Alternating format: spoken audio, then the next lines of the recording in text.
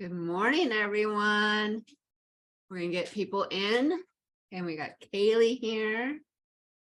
Excited to see all the faces, see a few familiar ones here to support me. Thank you. So, Kaylee, did you want to say a few words before I start off, or?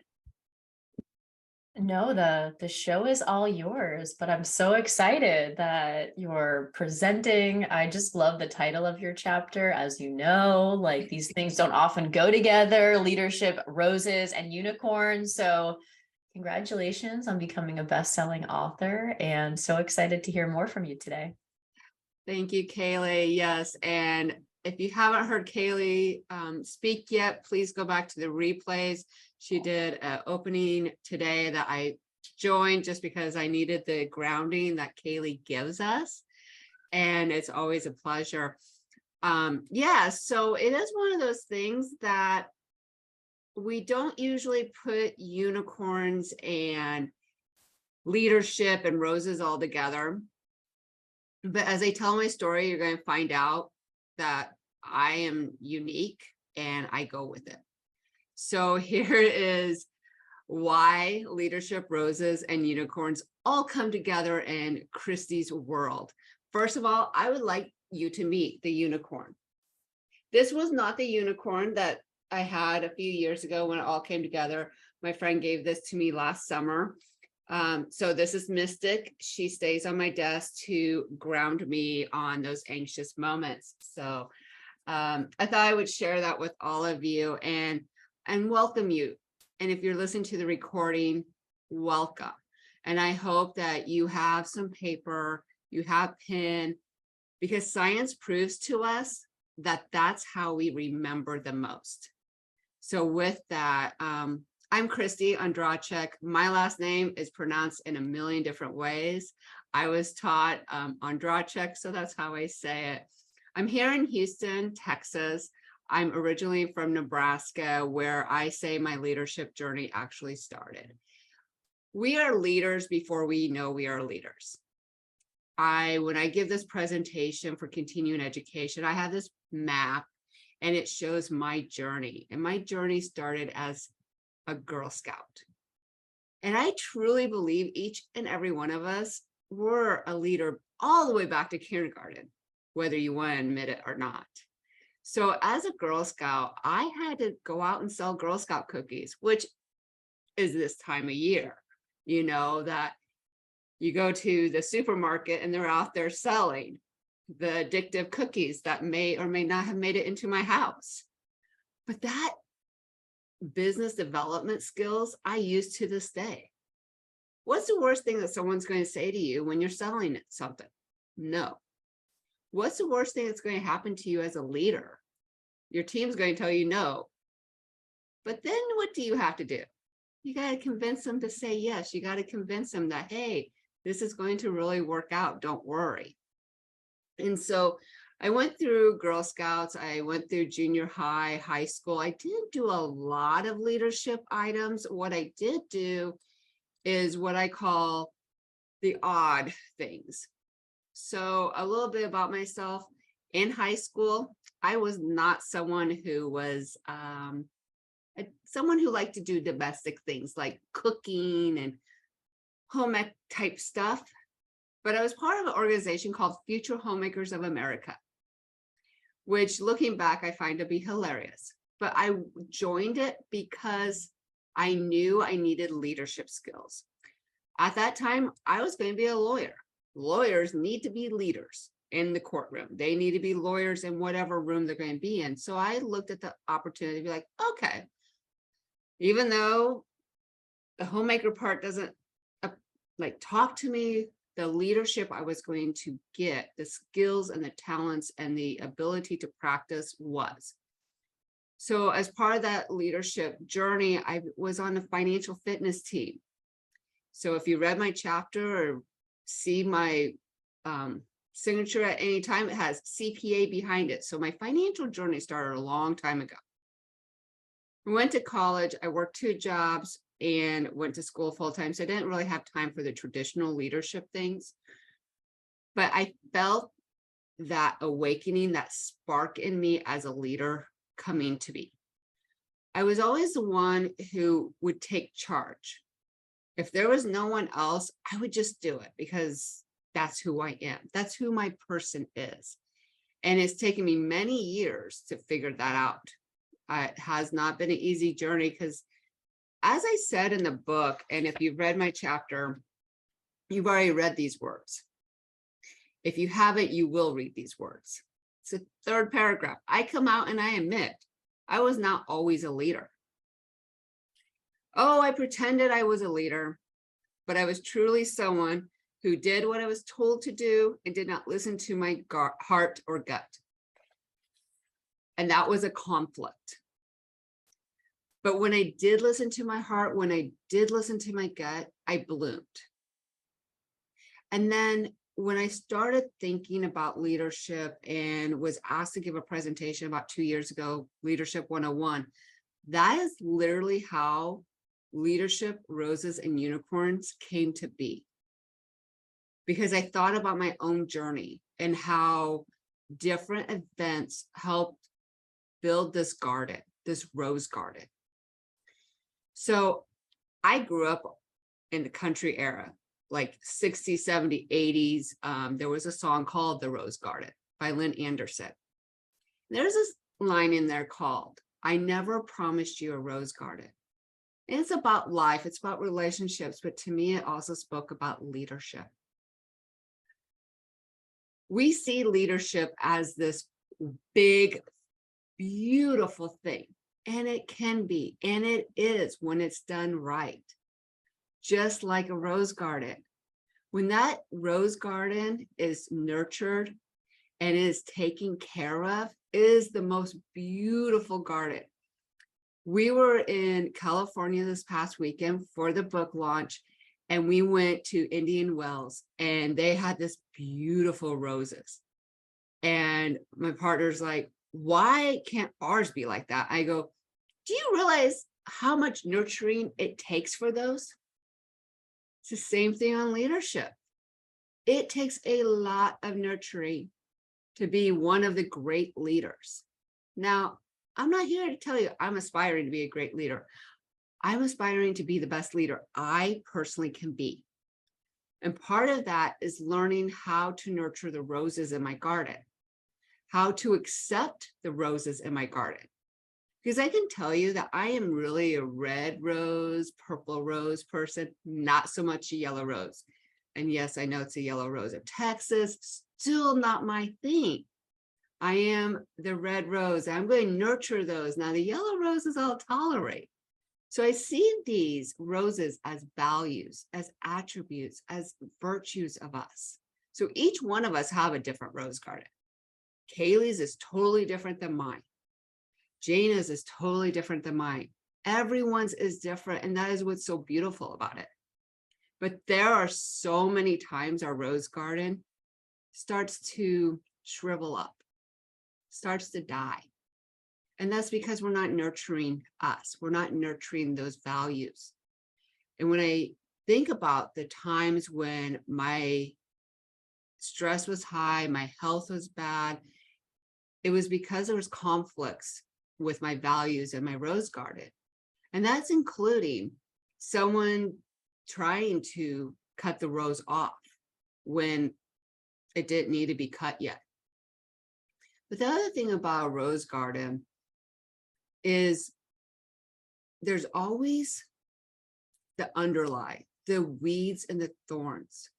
And if you think about leadership, there's always some little thorns.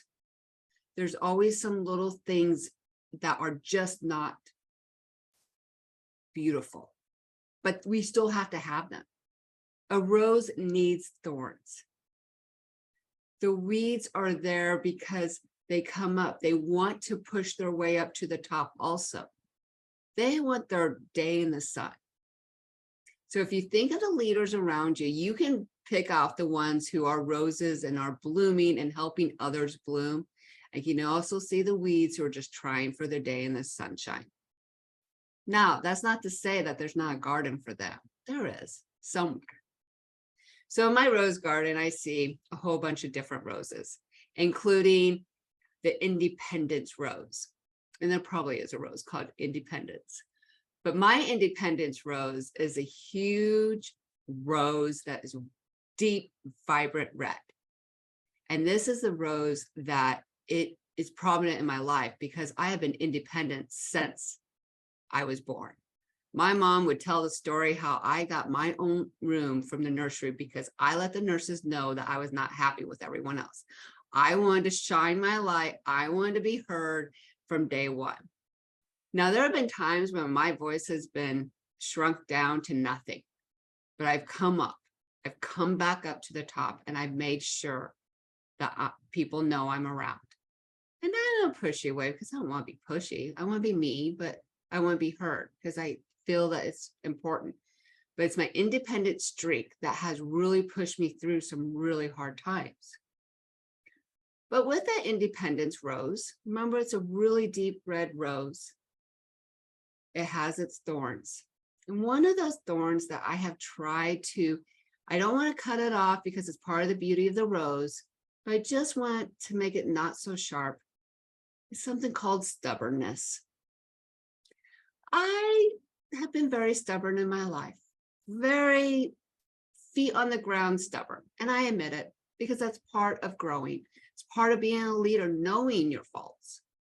In that stubbornness, it is very hard for me to ask for help.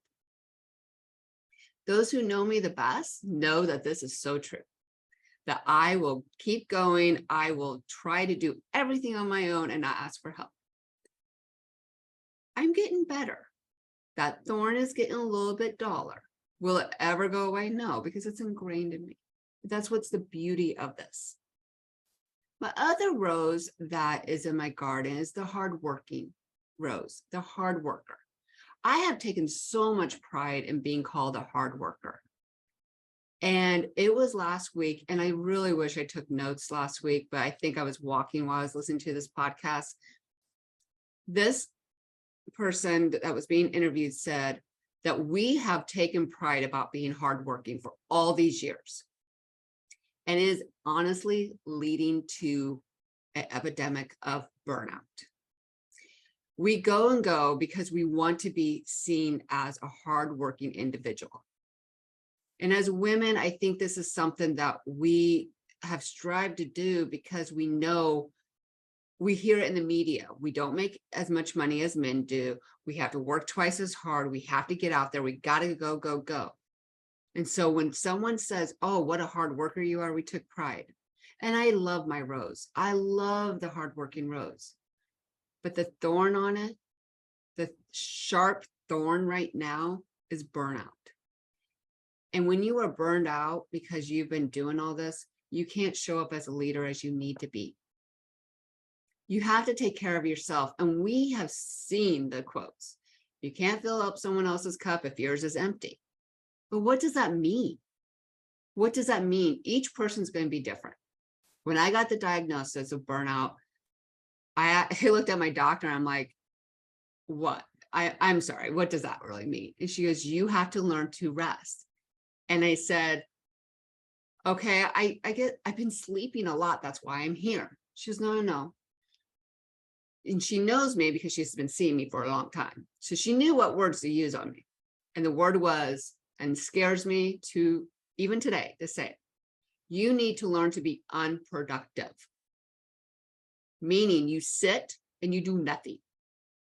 And I'm like, oh, so meditation? She goes, nope, you don't even do meditation because that's doing something. So I'm learning to do this. In the evenings, I sit on my back patio and I just stare, I zone off. I'm up to 5 minutes of zoning. And to me, that is a huge accomplishment. And it's not a magic trick. It's not a magic pill. It is literally hard work for me to get on this recovery burnout. But I can tell you, like, after those 5 minutes, I'm like, oh, I don't have to be busy all the time. I don't have to be working hard all the time. And so I challenge you to look at your roses and understand how they work together, because you have this beautiful garden of so much. And the last rose that I want to talk about is growth mindset. I have always been someone who investigates and keeps learning. I have so much knowledge, and I will talk to people. I'm like, well, what about this? And what about that? And it has nothing to do with accounting. It will have something to do with marketing. It will have something to do with design. It will, just because of, I absorb so much. And once again, this beautiful rose has a thorn. It has some weeds, and one of those being information overload. And so I caution you, like, as you take in the information, take it in, breathe it in, and just know that you don't have to remember it all. Because I'm going to give you a tool to help you when you can't exactly remember what you learned like last week. It's called Ms. Google. And yes, it's Ms., not Mr. Google, Ms. Google. She knows a lot and she will help you out. So you don't have to remember everything that you learn over the years. But keep learning, keep investigating. Recently, I am going to be starting a podcast, so I'm investigating what does that look like. I'm also going back to my independence rose and saying you're not going to do it on your own. Yes, you're going to pave this road, but you're also going to ask for help. You're going to make sure that you're getting people, your community. I have a wonderful community. Some of them are here today. Some of them you'll be hearing from. And some of them you have to come to Houston and hang out with me to meet. But I'm learning. I will never stop learning. So with this rose garden, I told you that a few years ago it was dying.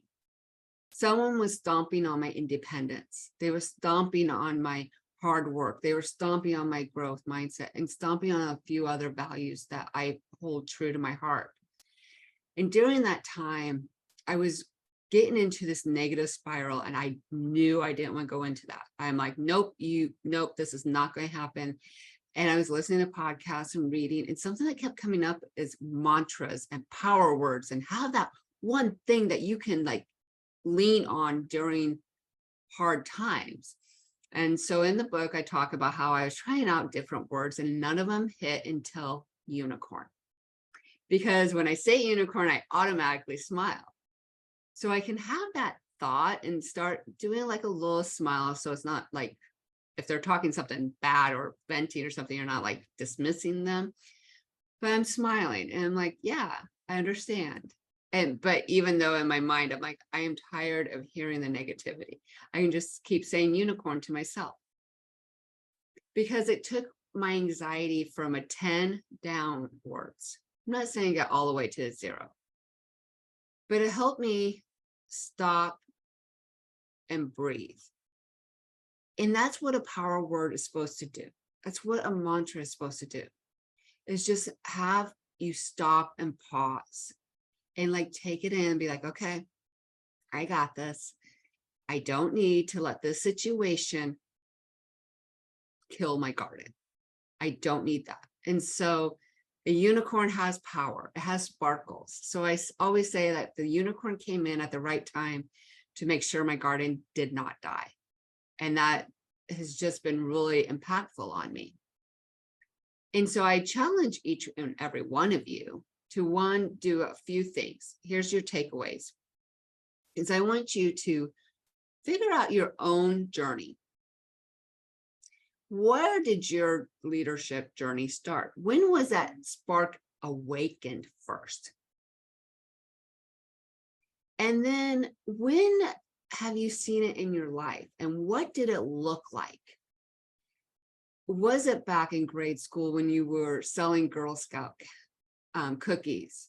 Or actually, I had to sell Girl Scout calendars, which was a lot harder than cookies. Or, was it in high school when you were asked to run for president or treasurer of your class? Why did you go on that journey? What were you looking for? What did you learn from it? So during your leadership journey, think back of those around you who coached and mentored you. Was there? I'm sure there was, but you really have to think about it. So take some time. Your second homework assignment is, what are your values in your rose garden? I challenge you to take about 15 minutes and just brain dump every word that comes to you. That may be a value, attribute, a virtue, whatever, your purpose, your whys. They're all like these adjectives and everything. What comes to you? 15 minutes, just brain dump it. Or maybe it's something that you aspire to have as part of your rose garden. That's good too, because we always have to be growing. So after 15 minutes, you stop, you put that to the side. Then the next day, come back to it. What's really speaking to you? How do you want to show up every day?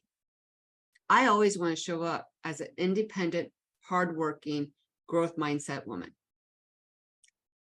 That's what I want to do. Those are the 3 top ones I came up with. There's more.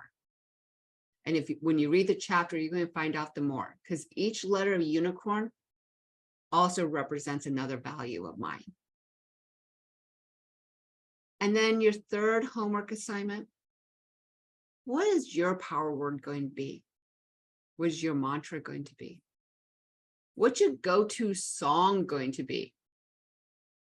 You know, mine happens to be Fight Song by Rachel. I forget her last name, but I'm sure you guys know which one I'm talking about.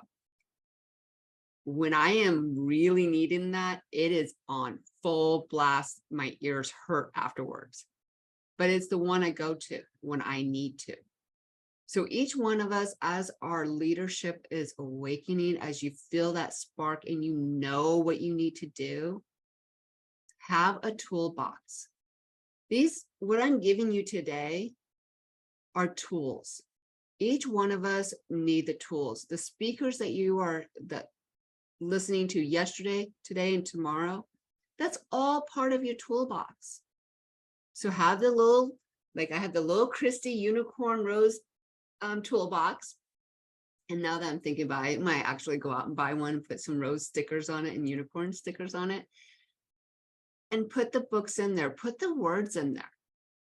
I have quotes from a lot of places that I just really have saved on my phone, but maybe, put them on note cards so that on those days that you're just like, why am I doing this? This is not for me.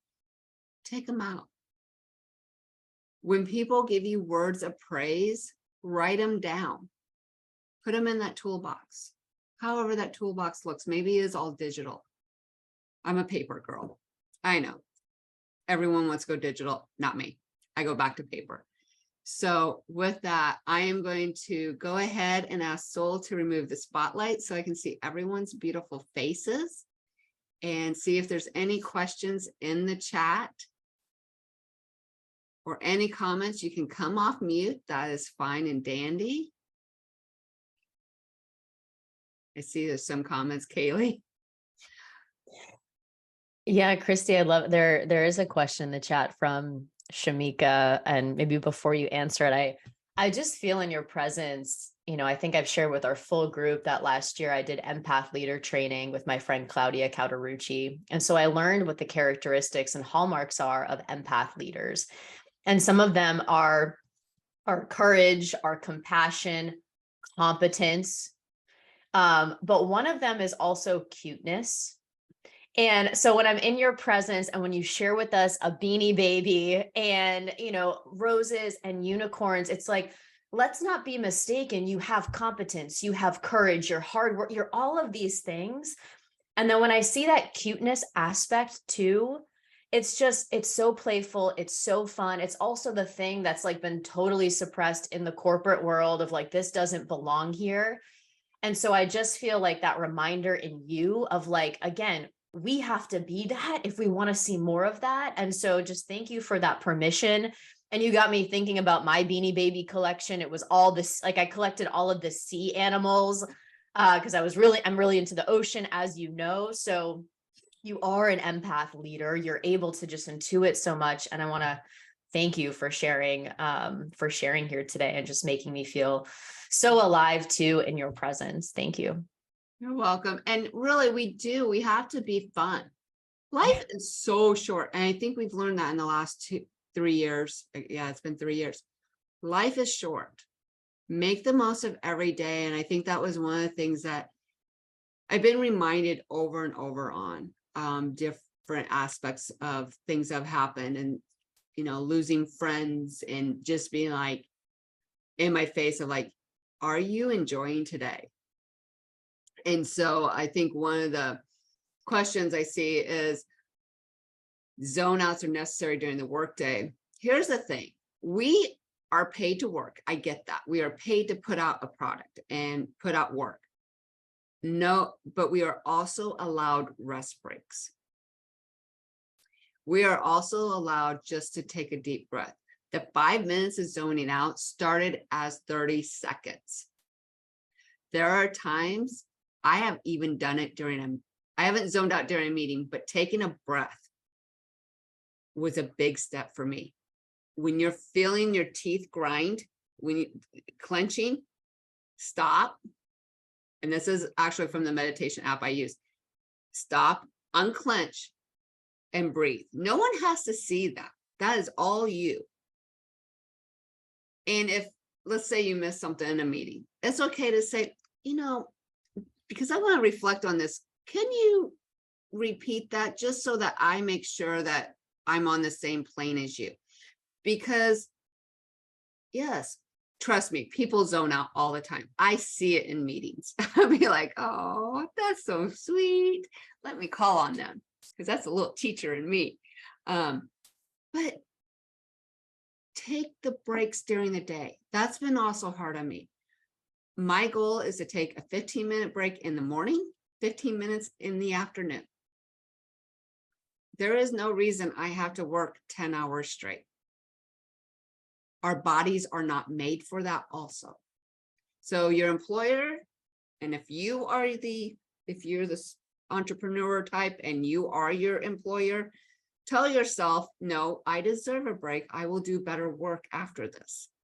Our brains need that rest break. So I would just say, for the guilty feeling, know your worth, and you are worth that break. You're worth at least 2 breaks a day, if not 4. Every 3 hours, get up and take a 15-minute break. Whatever you're doing, even if it's housework, you know, take a break to enjoy life, because it is short. So, what else?